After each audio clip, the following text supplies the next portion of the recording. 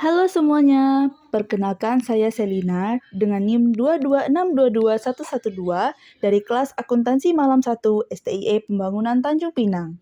Pada kesempatan ini saya akan menjelaskan tentang kerangka dasar penyusunan dan penyajian laporan keuangan syariah atau KDPP LKS.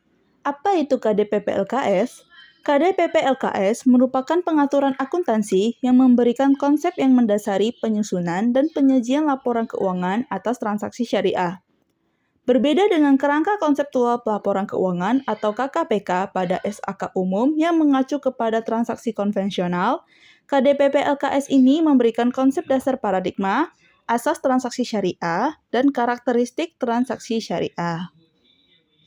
Selanjutnya, tujuan kerangka dasar. Yang pertama, penyusunan standar akuntansi keuangan syariah dalam pelaksanaan tugasnya membuat standar. Yang kedua, penyusunan laporan keuangan untuk menanggulangi masalah akuntansi syariah yang belum diatur dalam standar akuntansi keuangan syariah. Yang ketiga, auditor dalam memberikan pendapat mengenai apakah laporan keuangan disusun sesuai dengan prinsip akuntansi syariah yang berlaku umum. Dan yang keempat, para pemakai laporan keuangan dalam menafsirkan informasi yang disajikan dalam laporan keuangan yang disusun sesuai dengan standar akuntansi keuangan syariah. Baik, selanjutnya yaitu paradigma transaksi syariah. Transaksi syariah berlandaskan pada paradigma dasar bahwa alam semesta dicipta oleh Tuhan sebagai amanah atau kepercayaan ilahi dan sarana kebahagiaan hidup bagi seluruh umat manusia untuk mencapai kesejahteraan hakiki secara material dan spiritual atau al-falah. Paradigma dasar ini menekankan setiap aktivitas umat manusia memiliki akuntabilitas dan nilai ilahiyah yang menempatkan perangkat syariah dan akhlak sebagai parameter baik dan buruk, benar dan salahnya aktivitas usaha.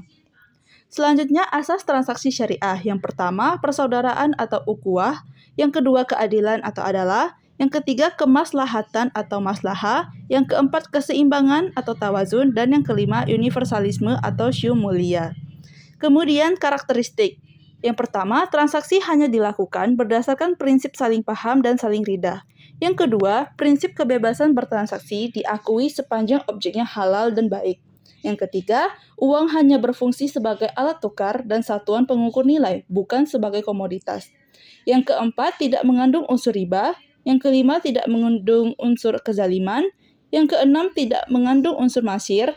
Yang ketujuh, tidak mengandung unsur gharar. Dan yang terakhir, tidak mengandung unsur haram. Kemudian, pemakai laporan keuangan syariah. Yang pertama, investor sekarang dan investor potensial. Yang kedua, pemberi dana card. Yang ketiga, pemilik dana syirka temporer. Yang keempat, pemilik dana titipan.